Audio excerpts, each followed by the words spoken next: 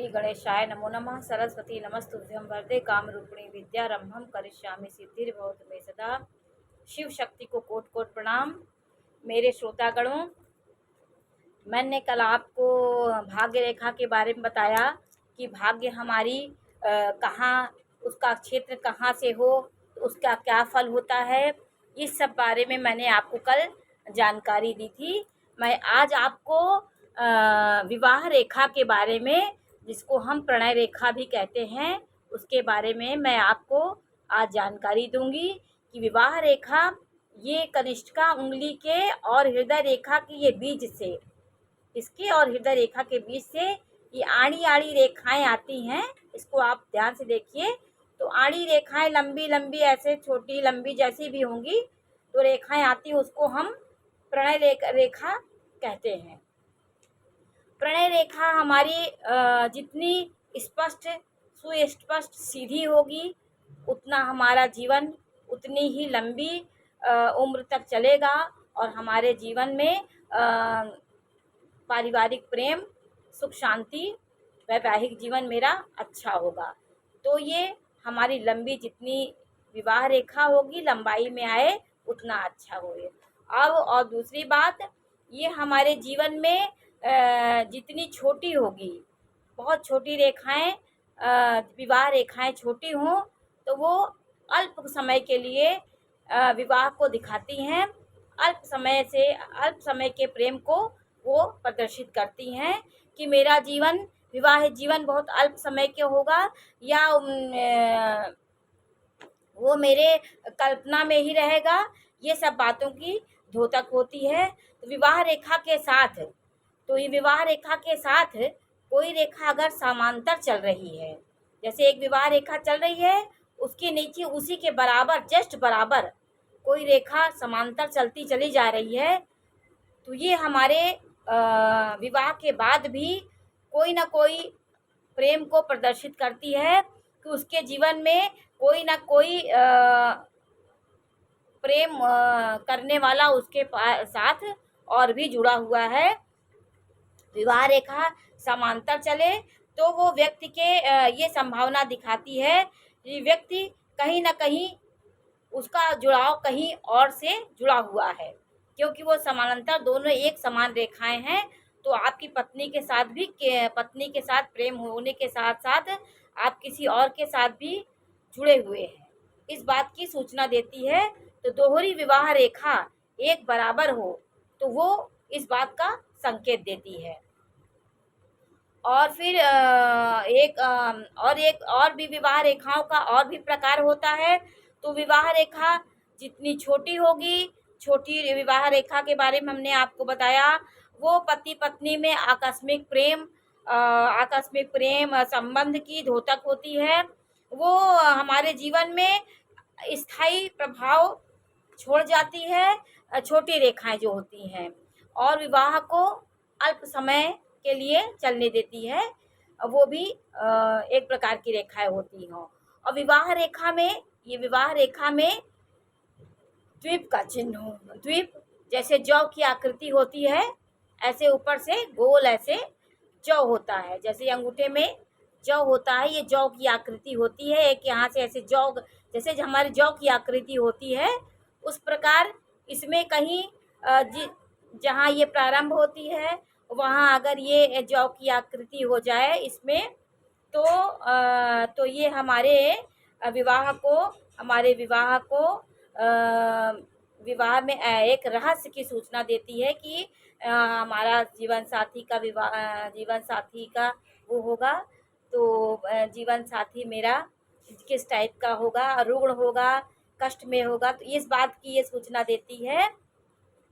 तो विवाह रेखा में हमारे विवाह रेखा में द्वीप का चिन्ह होना भी एक प्रकार का दोष होता है। तो विवाह रेखा में ये किसी अन्य व्यक्ति के से प्रेम का परिचायक होता है, तो उसके अनुसार प्रेम का ये प्रतिदान अपने पत्नी को नहीं दे पाता। तो यहाँ पे जहाँ से ये निकलती है वहीं पे एक जौ की आकृति दिखाई दे, कभी कभी ये दिखाई पड़ती है। और फिर विवाह रेखा विवाह रेखा दो मुखी हो जाए, विवाह रेखा चलते हुए एक शाखा इधर एक शाखा इधर, उसी में दो दो मुख हो जाए, तो ये हमारे कलहपूर्ण वैवाहिक जीवन का द्योतक होता है। मेरे जीवन में कलह होगा, कलह विच्छेद होगा, कलह इतनी बढ़ जाएगी कि हमारा तलाक तक की भी नौबत आ सकती है। तो दो मुखी विवाह रेखा हमारे वैवाहिक जीवन को कलहपूर्ण बनाती हैं और यहाँ तक बात बढ़ते बढ़ते विवाह विच्छेद भी हो सकता है। तो यदि मंगल पर्वत से, ये हमारा मंगल पर्वत से ये सीधी रेखा यहाँ से आती, यहाँ से आए और ये सीधे विवाह रेखा को छू जाए, ऐसे लंबी सी यहाँ से यहाँ तक सीधी विवाह रेखा आके इसको छू जाए, तो किसी बाह्य व्यक्ति के कारण हमारे जीवन में विवाह विच्छेद हो जाता है, हमारे जीवन में वैवाहिक जीवन कलहपूर्ण हो जाता है। किसी बाह्य व्यक्ति का आगमन हमारे जीवन में होने से हमारा वैवाहिक जीवन टूट जाता है, कलहपूर्ण हो जाता है। तो ये हमारी मंगल रेखा बताती है, मंगल रेखा विवाह रेखा को छू ले। और फिर यदि कनिष्ठिका उंगली, ये कनिष्ठिका उंगली से कोई रेखा यहाँ से निकल करके, यहाँ से ऐसे ऐसे निकल करके हमारे विवाह रेखा को छू ले, हमारे विवाह रेखा को छू ले, तो वो जीवन में, वैवाहिक जीवन में आने वाली विपत्तियों की सूचक होती हैं। यहाँ से गिरने वाली रेखाएं इसमें आए तो विवाह में, वैवाहिक जीवन में विपत्तियों की सूचक होती हैं। विवाह रेखा में छोटी छोटी रेखाएं यदि हमारी दिखाई दें तो जीवन साथी की रोगी होने की सूचक देती है।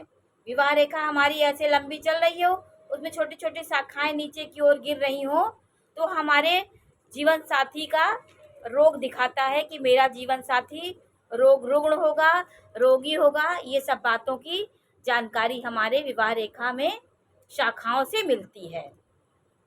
दाम्पत्य जीवन अंतिम सिरे में द्वीप का चिन्ह हो, जैसे ये हमारी यहाँ से निकल रही है जीवन और ये अंतिम पड़ाव में भी ऐसे द्वीप का चिन्ह हो जाए, ऐसे जौ की आकृति ले ले, तो वो इस बात का सूचक देता है कि वैवाहिक जीवन का वो पूर्ण आनंद वो व्यक्ति नहीं ले पाता, उसके जीवन में कोई ना कोई रहस्य, कोई ना कोई खटास उत्पन्न होगी और वो वैवाहिक जीवन का पूर्ण आनंद नहीं ले पाता। विवाह जीवन अपने अंतिम छोर पर ऊपर उठे, जीवन रेखा ये हमारी विवाह रेखा ऐसे सीधी चलते हुए ऊपर की ओर उठ जाए, कनिष्ठिका उंगली के ऊपर उठ जाए, तो वो हमारे विवाह ना होने की सूचना देता है। उसमें हमारे विवाह से हमारा मन खंडित हो जाएगा, हमारा मन उदासीन हो जाएगा, हम विवाह करने के लिए आगे नहीं बढ़ेंगे। तो ये ऊपर विवाह रेखा हमारी नीचे जाएगी तो विवाह में कला होगा, सीधी जाए तो अच्छी होती है, ऊपर उठेगी तो वो हमारे विवाह हमारा नहीं होने देगी, हम विवाह होते होते अड़चन आ जाएगी, हम विवाह के बंधन में नहीं बन पाएंगे। जीवन रेखा सीधी चल रही हो और कहीं बीच में टूट जाए तो हमारा वो विवाह जीवन में हमारे पति का वियोग की सूचना देता है कि हमारा पति का विछोह हो जाएगा, वियोग हो जाएगा। इस बात की टूटी विवाह रेखा हमें विवाह विच्छेद दिखाती है, विवाह में कहीं ना कहीं विछोह हो जाएगा। ये सब बातें हमारे जीवन में विवाह रेखा में बताती हैं। हृदय रेखा से निकलकर कोई रेखा प्रणय रेखा से मिले, ये हृदय रेखा आपको हमने बताया यहाँ से लंबी हृदय रेखा जाती है, इसमें से कोई रेखा विवाह रेखा को छू ले तो ये हमारे स्वार्थी प्रेम को दिखाती है। ऐसा व्यक्ति स्वार्थ के वशीभूत होकर प्रेम करेगा, जो वो अल्प समय तक चलेगा और जब स्वार्थ का पता चलेगा तो वो विवाह हमें पूर्ण सुख नहीं देगा, वो कहीं ना कहीं स्वार्थ आने के साथ हमारा विवाह में कलह उत्पन्न होगी। इसलिए ये सब विवाह रेखाओं के प्रकार थे कि कैसी कैसी विवाह रेखा कैसे निकलती हैं। तो आज हमने आपको विवाह रेखा के बारे में जानकारी दी, कल मैं आपको संतान रेखा के बारे में और मैं आपको त्रिभुज के बारे में बताऊंगी, स्वास्थ्य रेखा ये बुध पर्वत से और जीवन रेखा से मिलने वाला एक बृहद त्रिकोण के बारे में मैं आपको बताऊंगी कि बृहद त्रिकोण कैसे आपको भीम भवन वाहन सुख संपत्ति देता है। तो हमारा त्रिकोण बहुत ही उत्तम होता है, इसकी आपको मैं जानकारी कल दूंगी।